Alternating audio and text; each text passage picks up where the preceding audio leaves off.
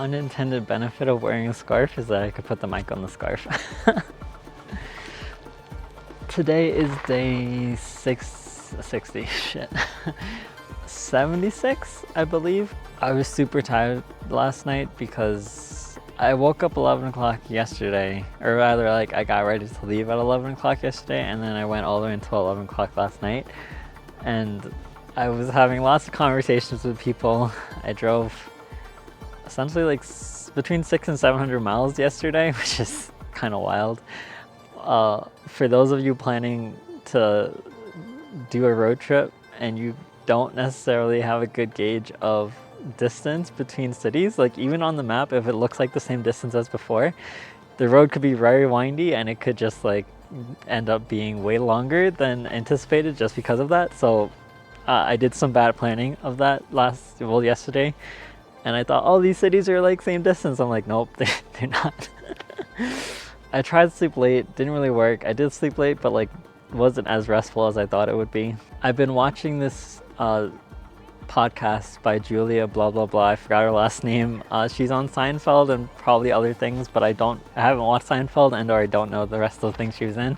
But the podcast is called Wiser Than Me, right? And she interviews older women to like get their experience, and like I appreciate the podcast, and I there's a lot of good stuff in it, and there's definitely, I have things to say about it, but like that's not really what this whole thing is about. So I'm gonna so one of the things that came up last night on the last episode of the podcast was the quote, "Youth is wasted on the young." And I was thinking about like youthfulness and life and energy and time, and I was kind of drawing this connection between one of like the engineering or physics laws is that there's a constant level of energy in the universe, and it can't be created or destroyed, only transformed. And I don't know if that law or theory is still accurate and or was ever a law or a theory, but it was something that was taught. And the accuracy of that statement may or may not affect what I'm going to say like now, so take the salt with a grain of salt. But if you assume everything is like everything that exists, right? There's like nothing that can be created or destroyed, it's only transformed. If you consider like the life force of a person and the idea of youth and energy, there's youth and there's wisdom, and energy is kind of an encapsulating idea of youth and wisdom, and there's a lot of other things that can fall underneath that. But what I want to say is that if you take youth and wisdom, the summation of those two things across a person's lifetime is constant. So when you're young, you have a lot of youth, but your wisdom's really low. So if you think it's like 100 and 0, as you get older, your youth declines and your wisdom, quote unquote, or knowledge increases. And I wouldn't say it necessarily gets to 100, but the more wisdom you get, the less youth you have. And I don't know if there's anything that quote can really, or that analysis derivation can actually get us. But when people are like thinking about the idea of usefulness and just the impact that has on how we value life around us, the reason we value usefulness or just being young is because there's still essentially unlocked potential for how that youth can manifest in this life. So a common predicament, or like a common thing that people postulate is like, would you trade, asking like 18-year-old, would you trade your life for that of like Warren Buffett, who has billions of dollars and is super old, right? And for the people who say no, they're valuing their youth, their potential for the future, much more than whatever Warren Buffett did with his life, right?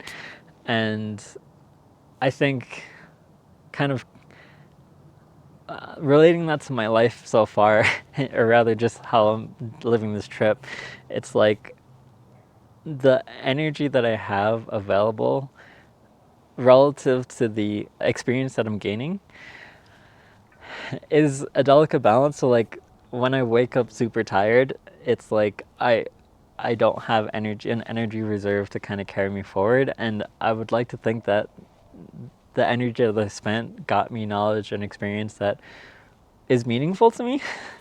I can't say I reflected on everything I've been through, but I would say net positive. It's all been like in that trending in that direction. So to kind of like add another sequence or another dimension into that formula of like your youth, your knowledge, and another form of energy. So the third form of energy I'll add in is like energy that we can manifest from the universe and like just from nature and just like the environment around us. And that includes the food we eat, the people we surround ourselves with, the physical locations that we're at. So if we're able to take in energy from those two, we can kind of disrupt that youth versus wisdom sort of formula. And like this morning I was like super not excited for the day and like I got better, but like if I didn't go outside and like didn't explore a little bit, I would not be feeling the greatest right now. So I guess that's kind of the key takeaway, like being aware of your energy level, what's affecting it, and how you've spent your energy recently, and knowing what you can do to kind of get your life back on track, if you will.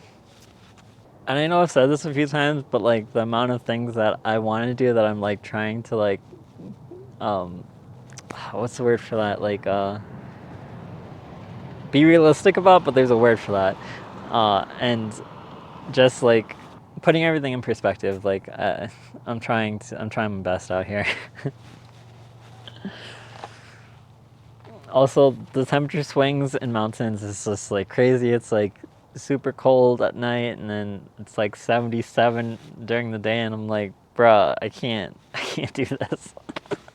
So I never know how to dress, but like, and it's like different from New York, and like New York, people say New York's weather is crazy, but like, it's not that much like better or worse than an environment like this. So one thing I have to do is kind of figure out what is the experience I'm trying to gain in Colorado specifically, because there's way too many cities to hit, and I'm not spending as much time here as I did in Texas. So yeah, I don't have a plan, but I guess that's kind of the whole point. And we'll see what my spontaneity gets us, but for now, I don't really have a good way of ending this and or like telling you guys, oh, this is like a good thing that's happening.